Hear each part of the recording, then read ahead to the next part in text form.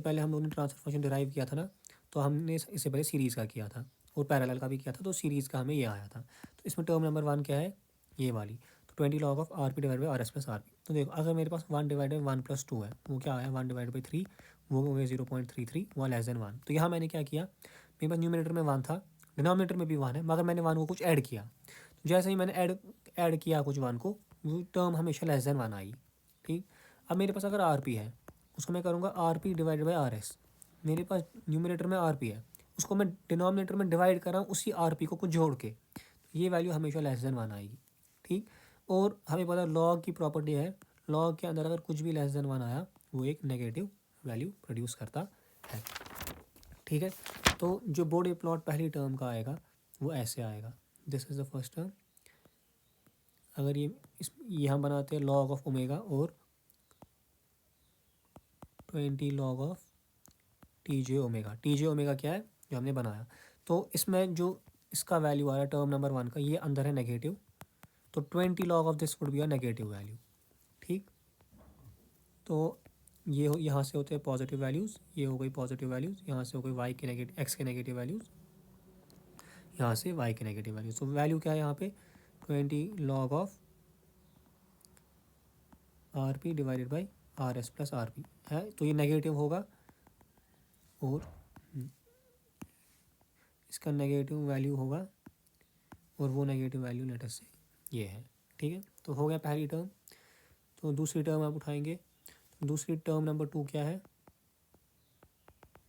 Term number 2 है 20 log to the base 10 of 2 pi F S into tau S. देखो यहाँ पे denominator में है 1, अभी मैंने कहा जब भी हमें न्यूमिनेटर दे के होता है, अगर हम न्यूमिनेटर को इक्वेट करते हैं 0 पे, तो हमें 0 मिलता है, और डिनोमिनेटर करेंगे तो पोल, डिनोमिनेटर में तो कांस्टेंट है, तो जो ये सिस्टम है इसमें 0 है, और हमें पता है जो ज़ीरो का स्लोप आता है वो आता है +20 dB पर डेकेड। अब ये स्लोप कहाँ से बनेगा, ये बनता है कट ऑफ फ्रीक्वेंसी पे। ठीक है, कॉर्नर फ्रीक्वेंसी पे, जो कॉर्नर फ्रीक्वेंसी होती है यहाँ पे वो एफ एस के बराबर होती है। ये एफ एस, वो जो ये एफ एस है, जो यहाँ टर्म्स बचे उससे इसको डिवाइड करो, क्या बच गई 2 पाई टाउ एस, तो इसको बोलते हैं कॉर्नर फ्रीक्वेंसी। तो अगर ये हो गया मेरा लॉग ऑफ डब्ल्यू, ये हो गया मेरा mod of T J omega 20 log of T J omega. ठीक है, तो ये हो गई एफ एस। तो बोलता है कि यहाँ पे अब सिस्टम में सिर्फ 0 प्रेजेंट है, तो सिस्टम में सिर्फ 0 प्रेजेंट है, तो स्लोप जो आएगा ये जाना जाएगा यहाँ पे, ये ऐसे आएगा, तो इसका जो स्लोप होगा वो 20 dB पर डेकेड का स्लोप है इसका। ठीक है, अब हमारे पास थर्ड टर्म है, थर्ड टर्म क्या है -20 log to the base 10, -20 log to the base 10 of under root of 1 + 4 pi square F S square tau S square. देखो तो यहाँ पे माइनस है, माइनस का मतलब होता है जो ये टर्म है ये डिनोमिनेटर में थी, तो हमने जब डेराइवेशन की मैंने वहाँ पे दिखाया ना वो टर्म कैसे आई थी, फिर हमने इसको माइनस लिखा था क्योंकि डिनोमिनेटर में थी। डिनोमिनेटर का मतलब क्या है, ये टर्म जो है ये एक पोल की टर्म है। ठीक है, तो इसमें हमें 3 केसेस होते हैं, अगर हमारा एफ एस बहुत छोटा है 1 से, अगर हमारा एफ एस का कॉर्नर फ्रीक्वेंसी है 2 पाई, तो अगर हमारा एफ एस बहुत बड़ा है 1 से, देखो अगर एफ एस बहुत छोटा है 1 से, तो एफ एस का स्क्वायर फॉर एग्जाम्पल 0.0001 का स्क्वायर करेंगे वो और 0.00 और छोटा बनेगा। तो हम क्या करते हैं उसकी वजह से ये वाली टर्म जो है इसको हम ऑलमोस्ट निगलेक्ट ही करते हैं। ठीक है, तो ये वाली टर्म नेगलेक्ट ही हो जाती है, अंदर क्या बचेगा 20 log to the base 10 of under root 1, under root 1 होता है 1, ये बनेगा 20 log to the base 10 of 1। ठीक, और वो होता है 0 dB। ठीक है, तो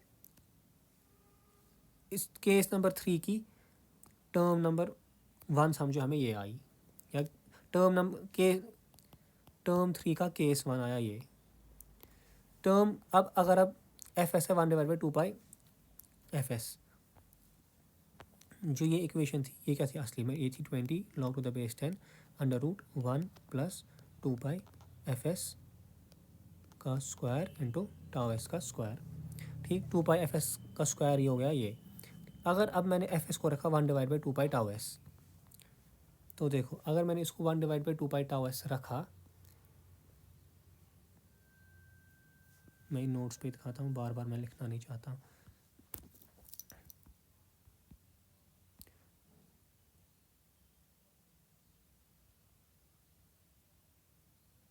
देखो अगर मैंने इसको, यहाँ पे भी नहीं लिखा है मैंने, देखो अगर मैंने एफ ऑफ एस की जगह 1/2 टाउ एस रखा तो क्या हो जाएगा,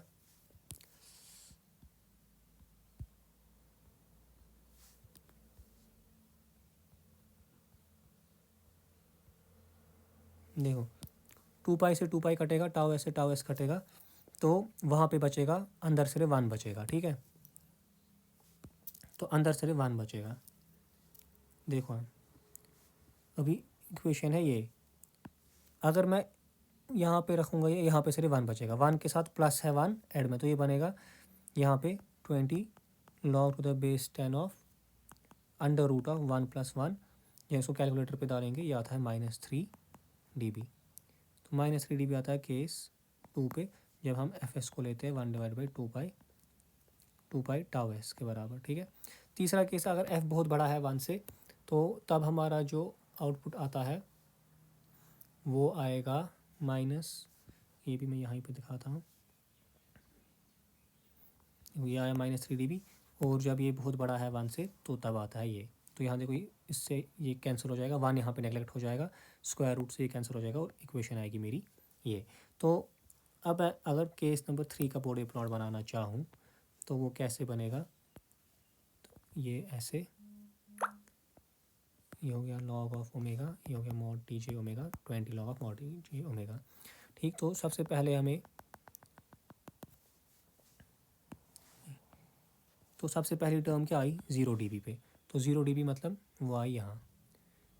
ये कब आई, जब हमारा f बहुत <1 था।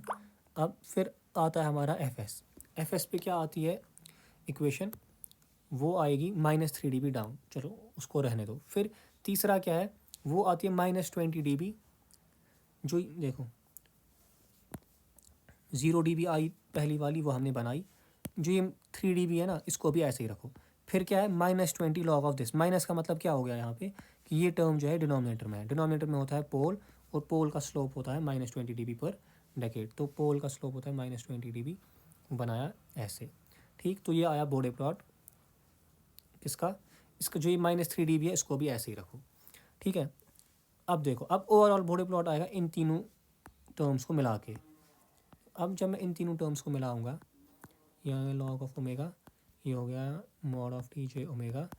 अब जब मैं इन तीनों टर्म्स को मिलाऊंगा, पहली टर्म का रेड से मैं बनाऊंगा बॉडी प्लॉट, वो आया था ऐसे, ये था 20 log of RP divided by RS plus RP, ये आया था नेगेटिव वैल्यू। दूसरी टर्म का मैं ब्लू से बनाऊंगा, दूसरी टर्म क्या आई थी, ये था एफ एस पे ऐसे स्लोप आया था 20 dB पर डेकेड का। फिर ग्रीन से मैं बनाऊंगा ये इसका, तो इस पर क्या आया था, टर्म नंबर 1 का आया था 0 dB। ठीक, फिर येलो से मैं बनाऊंगा जो आया था -20 dB पर डेकेड का स्लोप, तो ये आया था -20 dB पर डेकेड का स्लोप यहाँ से। ठीक है, तो अब देखो जो ये +20 और ये -20 है, ये आपस में काट जाएंगे। ठीक है, अब देखो, अब जो ये 0 dB है, इसके केस नंबर 2 ने कहा था इसको 3 dB, ये -3 dB आ रहा था वैल्यू, तो मतलब जो ये है ये -3 dB इसको नीचे लेना है। तो जैसे ही मैं इसको -3 dB नीचे लाऊंगा ना, तो ये ग्रीन वाली लाइन नीचे आएगी, और जो ये मेरी ब्लू वाली लाइन है जो मेरी बच रही है अभी लाइन, तो मेरे पास अभी ये, अभी मेरे पास देखो क्या क्या बच रहा है, रेड लाइन बच रही है मेरी, रेड वाली, मेरे पास ब्लू नीचे वाली, ब्लू का नीचे वाला पोर्शन बच रहा है, और मेरे पास ग्रीन बच रहा है। तो जो कैंसिल हो गया वो मैं इरेज ही करता हूँ, तो ये इरेज हो गया, ये भी इरेज हो गया, बचा मेरे पास अभी इतना। ठीक है, तो अब बोलता है कि -3 dB जो है एफ एस के नीचे जाओ, -3 dB, तो ये मेरा एफ एस है, इसके नीचे अगर मैं -3 dB गया तो मैं पहुंचा यहाँ पे रेड और ग्रीन ओवरलैप हो गए, जो ये रेड और ग्रीन यहाँ पे ओवरलैप हो गए, ये एक्यूरेट टू स्केल नहीं आ रहा, ये बराबर यहाँ पे हो जाते ओवरलैप। ये मैंने अगर हम प्रॉपर स्केल से बनाते तो ये ऐसे आता, तो ये वाला पोर्शन जो है ना ये भी ख़त्म हो गया, ठीक है। तो क्या हुआ, ये वाला पोर्शन भी ख़त्म हो गया ओवरलैप वाला। तो अब बचा क्या वहाँ पे, तो जो ये एफ एस है ये इसको 3 dB नीचे लाना है। तो ये जब 3 dB नीचे आएगा तो ये यहाँ पे पहुँचेगा। 3 dB लेवल मेरी यहाँ पे है, ठीक है। तो जो अब फाइनल बनेगा ना, जो मैं हाईलाइट करूँगा ब्लैक से, वो फाइनल बोर्डे प्लॉट बनेगा इसका, वो ऐसा बनता है। जो ऊपर से था एफ एस को 3 dB नीचे, अगर ये एफ एस असली माना चाहिए यहाँ पे, तो ये ऐसे बनना चाहिए ग्राफ। अब प्रॉपर स्केल नहीं यूज़ किए तो ये इसीलिए थोड़ा वहाँ पे बन गया। तो इन शॉर्ट हमें बस ग्राफ का नेचर आता है ऐसा, ये याद रखना है। अब ऐसे ही अब हमें पैरेलल का भी बनाना है। देखो जो ये बनाया था हमने सीरीज़ का, पैरेलल की डेरिवेशन की थी। पैरेलल में भी पहली टर्म सेम आएगी, दूसरी टर्म में दूसरी टर्म जो होगी वो माइनस होगी पैरेलल में। देखो तो पहली टर्म जो है वो आई है, इसका हमने इससे पहले बनाया था 20 log ऑफ 1 हो गया 0 dB, तो बनाया 0 dB पे। फिर ये है ना माइनस, तो यहाँ पे -20 dB का स्लोप आएगा। तो यहाँ यही बनाया है। तो पैरेलल का जो आता है वो ऐसा आता है, ये आप लोग देखोगे पैरेलल का कैसे आता है, ठीक है। देखो अब हमारे पास, अगर अब मैं सीरीज़ और पैरेलल को जोड़ूंगा ना, तो मेरे पास देखो कैसा ग्राफ आता है। अगर मैं सीरीज़ और पैरेलल के स्लोप बोर्डे प्लॉट्स को जुड़ाऊँगा, तो मेरे पास जो सर्किट आता है उस सर्किट को बोलते हैं, यहाँ पे देखो, अगर मैंने सीरीज़ और पैरेलल बोर्डे प्लॉट को जोड़ा तो जो हमारा ओवरऑल बोर्डे प्लॉट आता है वो ऐसा आता है, ऐसा। जो ये होता है इसको FL बोलते हैं, जो ये होता है इसको FH बोलते हैं, जो ये होता है इसका मैक्सिमम वैल्यू होता है एम्पलीट्यूड का, और जो ये पॉइंट होता है ना जहाँ पे हल्का सा चेंज हो रहा है ये, इसको ये -3 dB डाउन होता है वैल्यू, ठीक है। तो अब यहाँ पे जो ये FL है ये हमारी होती है कॉर्नर फ्रीक्वेंसी लोअर वाली। तो वहाँ पे हमें कॉर्नर फ्रीक्वेंसी हमने FS लिखा था ना, वो किसके बराबर आया था, 1/2π∗s। तो हम यहाँ FL की जगह FS ही लिखते हैं, जो हमने इससे पहले की, ये FS होता है 1/2s। और वहाँ पे हम लोगों ने FS की जगह क्या रखा था, तो यहाँ पे हम लोगों ने FP रखा है, तो यहाँ पे भी हम FP रखेंगे। तो FP किसके बराबर है, FP जो आएगा वो भी होगा 1/2π∗p। अब हमें τs का वैल्यू देखा था क्या है, τp का वैल्यू भी देखा था क्या है, ठीक है। तो अब यहाँ पे अगर हमें जो बैंड विड्थ होती है सिस्टम की, बैंड विड्थ वो होती है FH - FL के बराबर। तो FH कितना है, तो यहाँ पे हमारा FH है FS, FL है FP। जो बैंड विड्थ होगी सीधे वो होगी this value minus this value, FP - FS।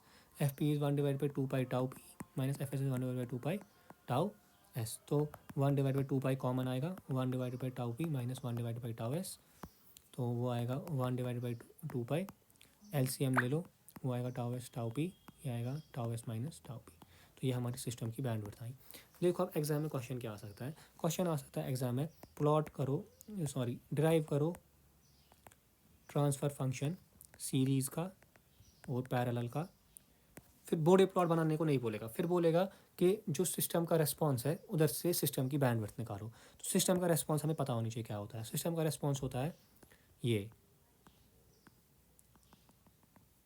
This is FS, this is FP। FS होता है 1/2π∗s, FP होता है 1/2π∗p। फिर बोलेगा बैंडविड्थ निकालो, बैंडविड्थ तो FP - FS, फिर Y ये, ठीक है। तो ये इंपॉर्टेंट है क्योंकि उसने क्लास में बोर्डे प्लॉट्स खुद डिराइव नहीं किए मगर ये चीज़ दिखाई थी, तो यही मैंने यहाँ पे दिखाया ये। फिर इसी पे एक न्यूमेरिकल है, तो यहाँ पे R के वैल्यूज़ वगैरह देखिए। सबसे पहले हम τs कैलकुलेट करेंगे, फिर हम τp कैलकुलेट करेंगे।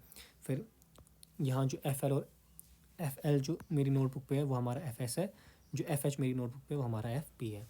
तो FL और FP फिर वहाँ से कैलकुलेट करके बैंडविड्थ निकाली, फिर वहाँ के का वैल्यू भी निकाला है, उसको DB में भी निकाला है। तो ये आप लोग अच्छे से करोगे, ये हमारा बोर्डे प्लॉट ख़त्म होता है।